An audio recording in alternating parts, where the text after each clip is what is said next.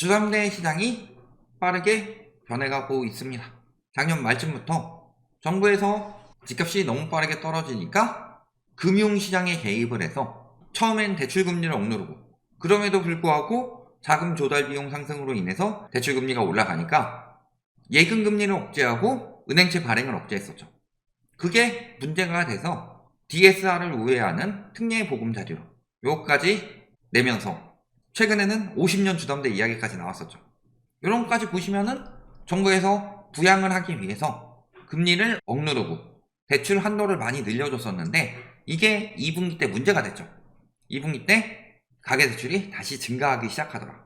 사실은 디레버리징을 하면서 연착륙을 해야지 경제가 좀 살아납니다. 그런데 그게 안 돼서 문제가 되고, 이번에 아예 하늘에서 대놓고 이야기를 하고 있죠. 이창용 총재나 금통위원들이 이대로 주면 안 된다, 그런 식으로 이야기가 나오면서 정부에서도 이제 더 이상 할 수가 없습니다. 그래서 주담대 시장이 다시 정상화되어 가고 있는 과정인데, 어떤 식으로 진행되고 있는지 한번 봅시다.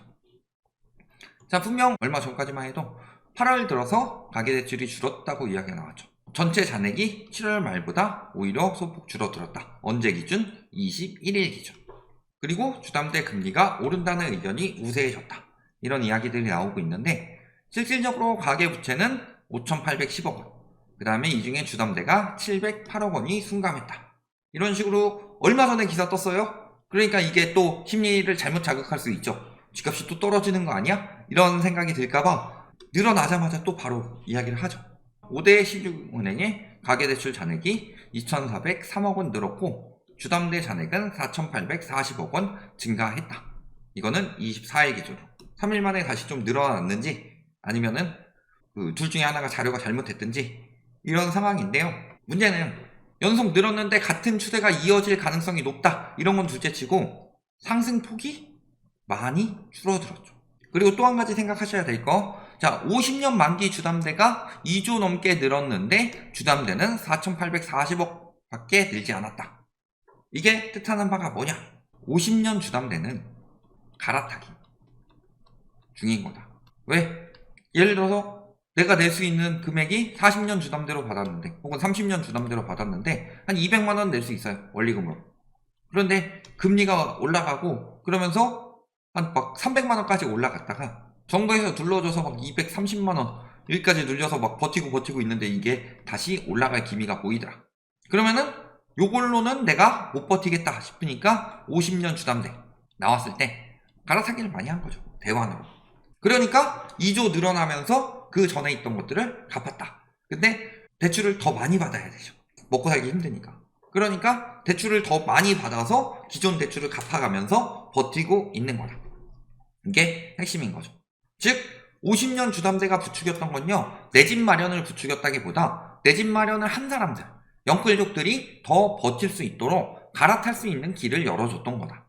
이 정도인 거고, 그래서 왜 40대 50대가 50년 주담대 가지고 역차별인 것처럼 이야기를 하는데요, 40대 50대가 50년을 받으면 안 되죠. 90세 100세까지 갚으려고요?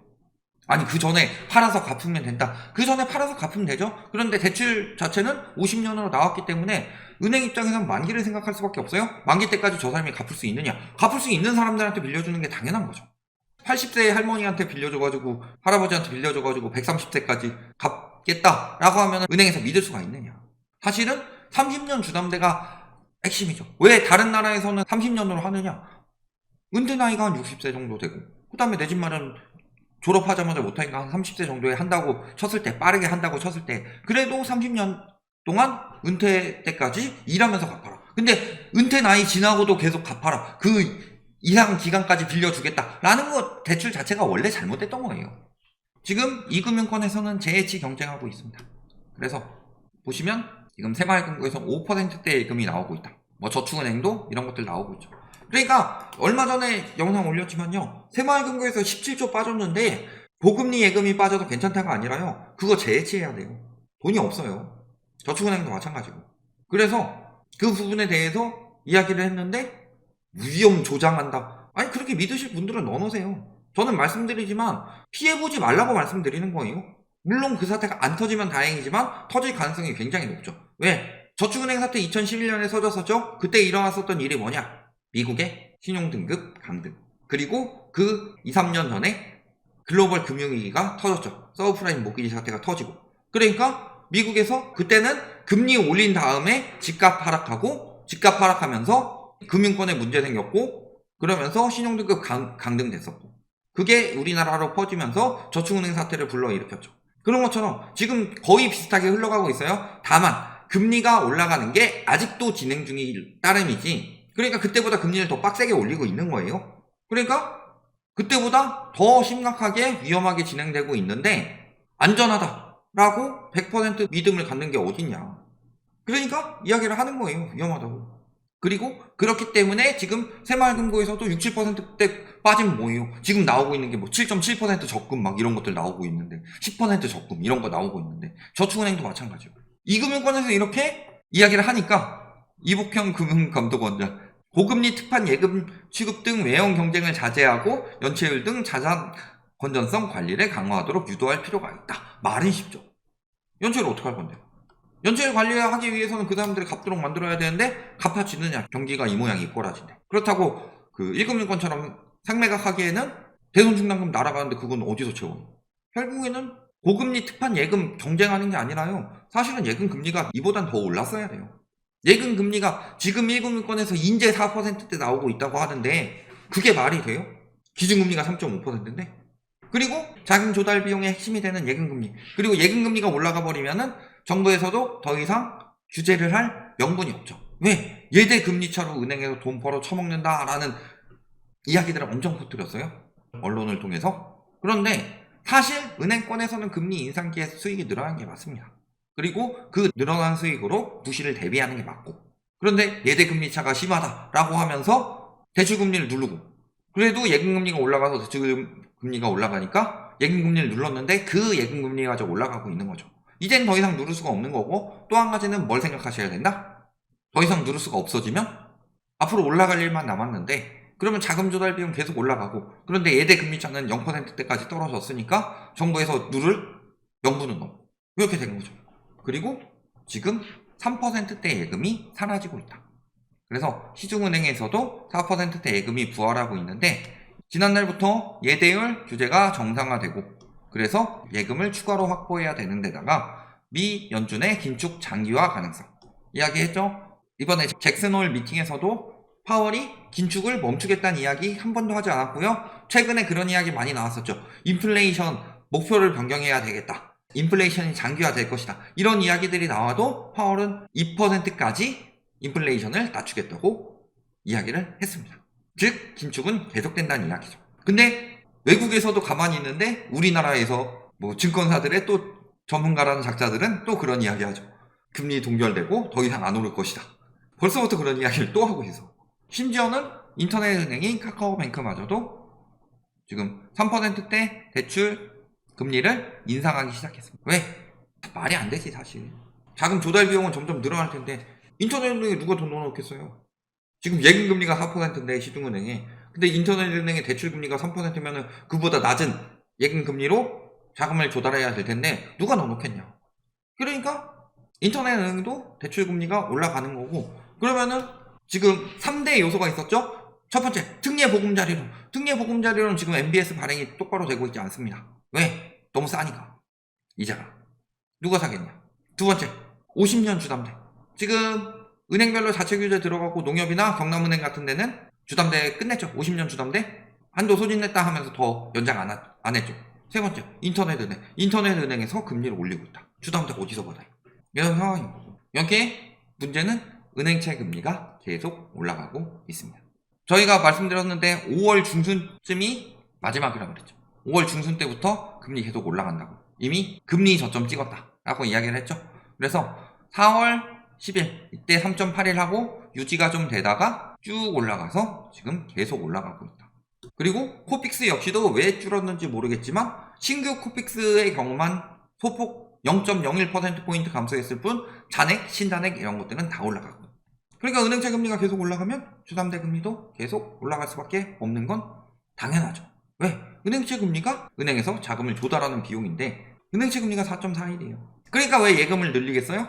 은행채 금리가 너무 높으니까 예금 4%대 내는 거예요. 예금 금리 올려도 은행채보다 부담 덜하니까. 이런 거죠. 여기 지금 CD 발행도 굉장히 급증했다고 합니다. 그래서 각 은행에서 CD를 통해서 양도성 예금 증서를 통해서 자금을 마련하는데 신한 제외하고는 다 늘어나면서 지금 45조 2462억 원으로 7조 5천억 가까이가 늘어났다. 그럼 CD 발행도 계속 늘어나게 되면은 CD 금리도 계속 올라가겠죠. 지금 CD 금리 수준은요, 어느 정도 수준이냐면 한 번 더 금리 인상을 말하고 있습니다. 그래서 1월에 3.5%를 올렸죠. 그때부터 CD 금리가 거의 3.5% 수준이었다가 은행채 금리 올라가던 시기에 같이 올라가게 되면서 지금은 3.72에서 3.75 왔다 갔다 하고 있는데, 이거는 한 번 더 금리 인상을 하라는 시장의 신호죠. 그러니까 예전에 채권금리가 기준금리보다 밑으로 떨어졌을 때 금리 인하 신호다, 이런 식으로 엄청나게 많이 이야기를 했던 언론들이 CD금리 같은 경우는 금리 인상 신호를 지금 나타내고 있음에도 불구하고 금리 인상 끝났다, 앞으로 동결만 있을 것이다, 이런 식으로 부추기고 있는 거다.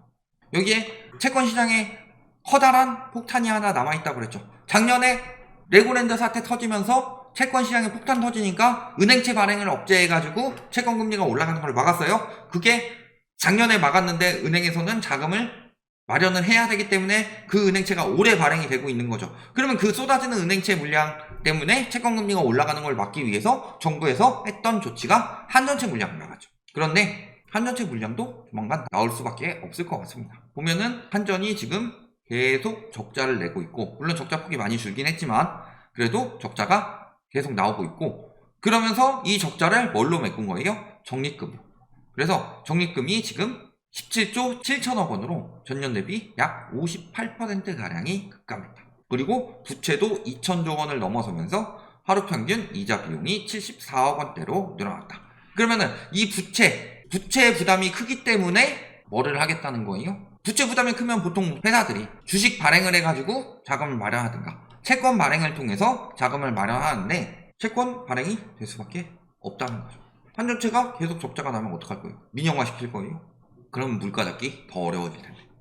그러면은 한전채 발행 가능성도 충분히 늘어나고 있고, 하반기 때 한전채마저 나오기 시작한다면 채권 시장의 금리 인상은 더욱 가속화될 수밖에 없죠. 그러니까 한은에서 금리 동결을 하더라도 지금은 채권 금리가 올라갈 수밖에 없는 상황이기 때문에 시중금리는 계속 올라갈 수밖에 없다. 그래서 저희가 언제 이야기를 했죠? 이럴 땐 앞광고, 좀스럽게 뒷광고 따위 하지 않습니다. 앞광고입니다. 라이트하우스 많이 봐주세요.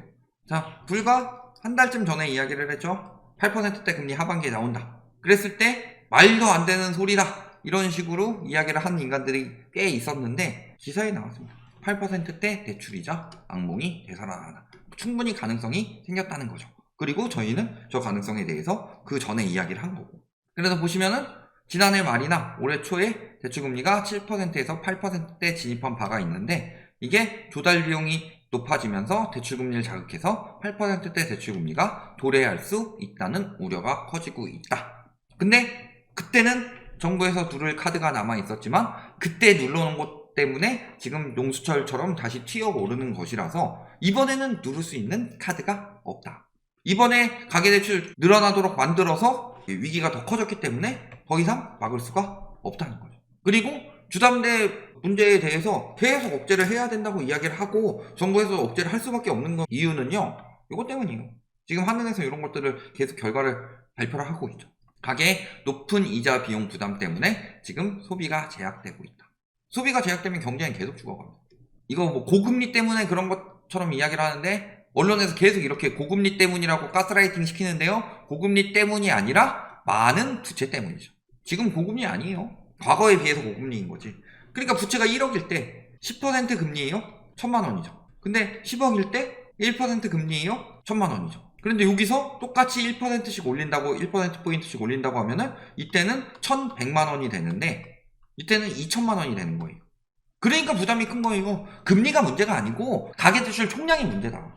그러니까 가계대출 총량이 문제인 거고, 그런데 언론에서는 자꾸 고금리 이야기하는데 한은에는 계속 그 얘기하죠. 가계대출 총량이 문제다. 가계대출 디레버리징 해야 된다. 그것 때문에 소비가 죽어가고 있다. 그리고 그 수준 어디까지 낮춰야 된다? GDP 대비 80%까지 낮춰야 된다. 괜히 그 이야기한 거 아니고 계속 이 보고서가 나오고 있어요. 결국에는 가계대출을 줄일 수밖에 없는 상황이 다가오고 있는 거다. 그러니까 우리가 잘 생각을 해봐야 돼요. 주담대를 전처럼 풀어주는 상황은 이제 안 나올 거예요. 올해 상반기처럼. 그래서 올해 상반기 해가지고 나오고 데드캣 바운스라고 이야기를 하지만 저희는 데드캣 바운스 수준이 아니라 데드캣 바운스 하려면 적어도 한 1년 올라야 되는데 벌써부터 시장이 변하고 있다. 그리고 거의 일시 반등 수준으로 그칠 것이다. 이 말씀을 드렸었던 거고 그대로 지금 나오고 있습니다. 정부에서도 해줄 수 있는데 한계가 있어요. 왜냐면 부동산을 무너지지 않도록 두는 이유, 부동산이 안 무너지도록 만드는 거는 그게 경제에 미칠 여파 때문인데 그렇기 때문에 부동산을 살리려다 경제가 더 안 좋아진다. 그것은 결코 국가에서도 바라는 일이 아니다. 이거는 뭐 정치적으로 하더라도 다음 정권까지 생각을 했을 때 집값 더 올려버리면 문재인 정부 그것 때문에 그 윤석열 정부 뽑은 건데 더 올려버리면 문제가 되죠. 그런 것처럼 더 이상은 부동산 시장이 올라가도록 좌시할 수가 없는 상황이 되었고 그 문제는 부채 문제 때문이다. 그러니까 주담대가 지금 조달 비용이 올라가면서 빠르게 상승하고 있는데 이게 하반기 그리고 내년쯤 됐을 때는 더욱 가속화될 것이다. 기준금리가 내리더라도. 여기까지 말씀드리겠습니다.